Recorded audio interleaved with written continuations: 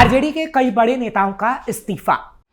14 बड़े नेताओं ने छोड़ा लालू तेजस्वी का साथ। एक एक करके आरजेडी का 7 बड़े नेता छोड़ते जा रहे हैं और अब 14 ऐसे बड़े नेता हैं जो इस्तीफा देने को तैयार हैं। इंतजार है तो तेजस्वी यादव का कि तेजस्वी यादव आए और उनको इस्तीफा सौंप दिया जाए, जिसके बाद सवाल है कि आरजेडी की इस टूट का क्या तेजस्वी ही जिम्मेदार है और क्या तेजस्वी की वजह से ही उनके नेता इस्तीफा देने को तैयार है। क्योंकि अगर ऐसा ना होता तो पार्टी की टूट के बीच तेजस्वी बिहार में होते, लेकिन तेजस्वी ना तो बिहार में है और ना ही देश में।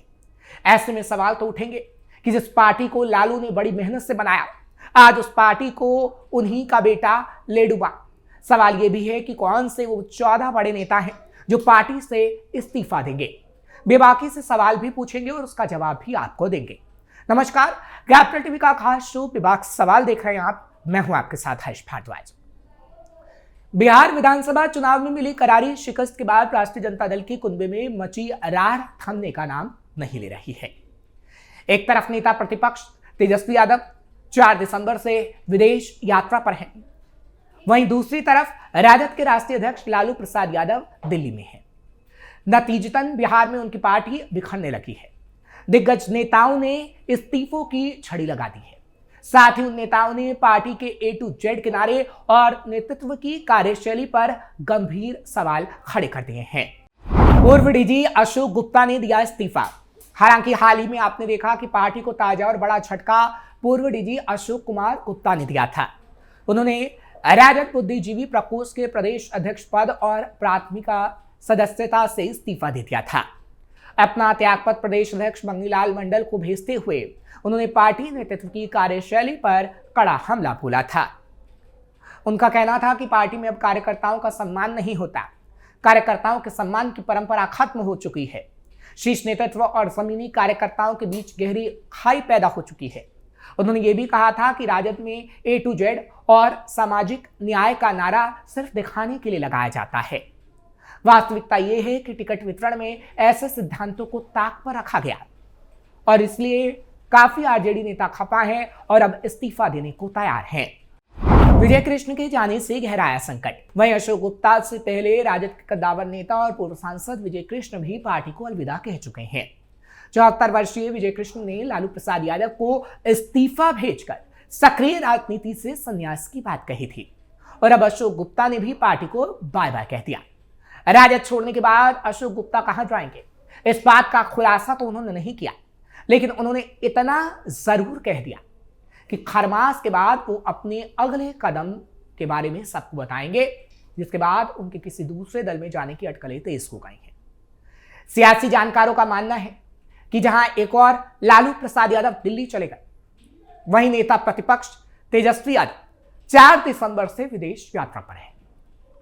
ऐसे में तेजस्वी यादव की अनुपस्थिति और हार के बाद का सन्नाटा कार्यकर्ताओं का मनोबल तोड़ रहा है और अब तक 14 से ज्यादा छोटे नेता से लेकर कार्यकर्ता और बड़े नेताओं ने इस्तीफा दे दिया है। पुराने और अनुभवी नेताओं का एक एक कर साथ छोड़ना भी इस बात का संकेत है कि पार्टी के भीतर असंतोष की जड़ें बहुत गहरी हो चुकी हैं और दूसरी तरफ एनडीए भी आरजेडी नेताओं को तोड़ने में लगी हुई है। इसलिए कहा जा रहा है कि बीजेपी और नीतीश कुमार की सियासी चालाकियां तो अभी बाकी हैं, जो आरजेडी को पूरी तरीके से तोड़ देगी। क्योंकि वैसे भी चुनाव के बाद बिहार में जोड़ तोड़ चलते रहता है, उसका रिवाज रहा है। चुनाव बाद कभी बसपा का विधायक दूसरी पार्टी में चला जाता है तो खुद चिराग पासवान की पार्टी का विधायक विरोधी खेमे में खिसक जाता है। वीआईपी, AIMIM और कांग्रेस की 2020 में हुई टूट तो सबके सामने जग जाहिर है ही। चिराग पासवान की बातों में कितना है दम, आपने पिछले दिनों चिराग पासवान को भी सुना होगा। एनडीए की घटक लोजपा आर के नेता और केंद्रीय मंत्री चिराग पासवान ने दावा किया था कि महागठबंधन के कई विधायक नरेंद्र मोदी से प्रभावित हैं, वो एनडीए में आना चाहते हैं।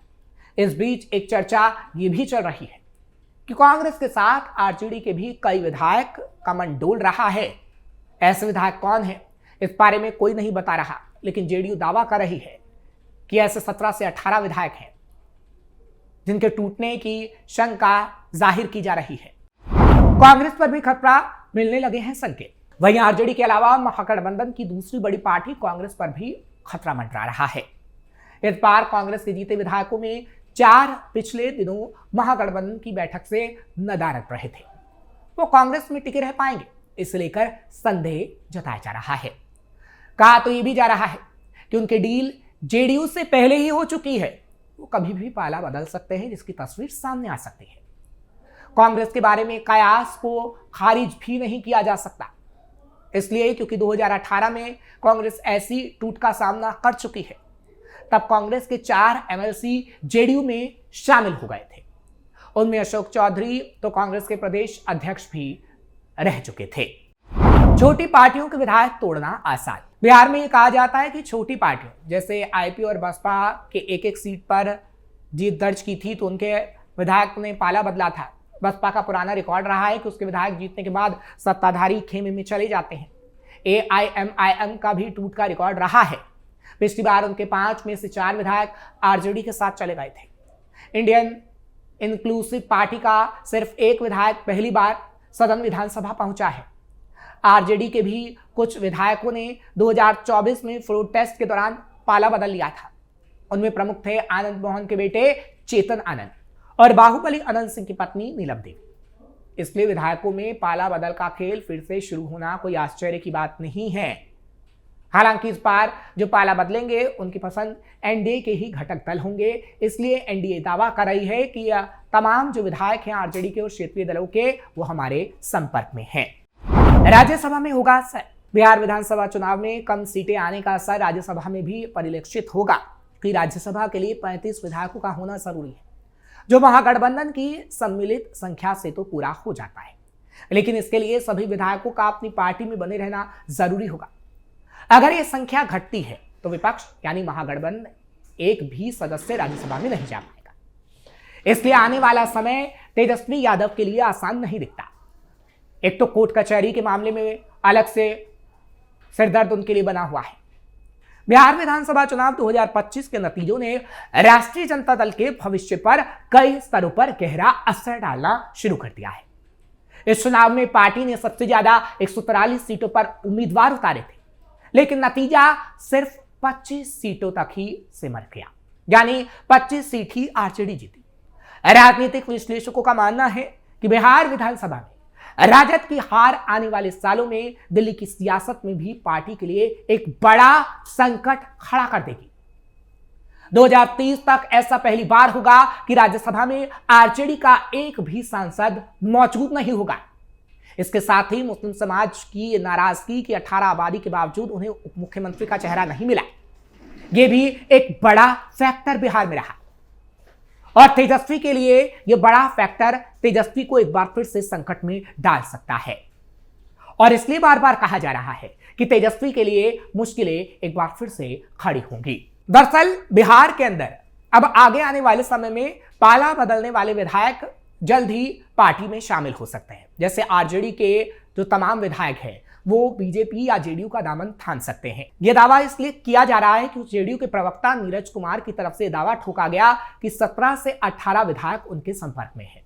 बात बीजेपी की करें तो नीरज बबलू की तरफ से भी यह दावा किया गया कि आरजेडी और महागठबंधन के कई विधायक उनके संपर्क में हैं। और अगर ऐसा होता है, आरजेडी के तमाम विधायक या महागठबंधन के तमाम विधायक जेडीयू या बीजेपी में शामिल हो जाते हैं तो आरजेडी 0 पर सिमट जाएगी। और जो कांग्रेस के कुछ एक विधायक जीत कर आए हैं, कांग्रेस भी 0 पर सिमट जाएगी। इसलिए महागठबंधन के अंदर काफी डर है कि अगर तमाम विधायक एनडीए में शामिल हो गए तो ना राज्यसभा में कुछ रहेगा आरजेडी के पास और ना ही विधानसभा में कुछ रहेगा। सिर्फ रहेंगे तो तेजस्वी यादव, जो राघोपुर से जीत के जरूर आए हैं, जो विधानसभा के अंदर 2 दिन नजर जरूर आए, लेकिन अपनी पार्टी को बचाने में उन्होंने कोई जद्दोजहद नहीं की, जिसकी तस्वीर बिहार के अंदर नजर आ रही है। और यही तस्वीर तेजस्वी को आगे आने वाले समय में काफी नुकसान पहुंचाएगी, क्योंकि लालू प्रसाद यादव का स्वास्थ्य ठीक नहीं और लालू प्रसाद यादव ना तो चुनावी मैदान में अब उतरेंगे। चुनावी मैदान में उतरेंगे तो तेजस्वी यादव और तेजस्वी यादव के भविष्य पर काफी संकट कहीं ना कहीं देखने को मिल सकता है, क्योंकि तेजस्वी यादव को विरासत लालू प्रसाद यादव ने दे दी है और तेजस्वी यादव को ही पूरी पार्टी का जिम्मा सौंप दिया गया है। अगर तेजस्वी यादव ऐसे ही विदेश बार बार जाते रहे और तेजस्वी यादव ने पार्टी के लिए काम नहीं किया तो कार्यकर्ताओं का आगे आने वाले समय में और मनोबल टूटेगा और कार्यकर्ता जमीनी स्तर पर बेहद कमजोर हो जाएगा, क्योंकि किसी भी पार्टी की जीत के लिए जमीनी स्तर पर कार्यकर्ताओं का मजबूत होना बेहद जरूरी होता है। लेकिन तेजस्वी यादव ने कार्यकर्ताओं का मनोबल तोड़ दिया है, जिसकी तस्वीर इस वक्त बिहार से नजर आ रही है कि कैसे नेता से लेकर कार्यकर्ता और तमाम विधायक पाला बदलने की सोच रहे हैं। आपको ये खबर कैसी लगी कमेंट सेक्शन में जरूर बताएं। खबर को लाइक शेयर करें, कैपिटल टीवी को सब्सक्राइब करना मत भूलिएगा।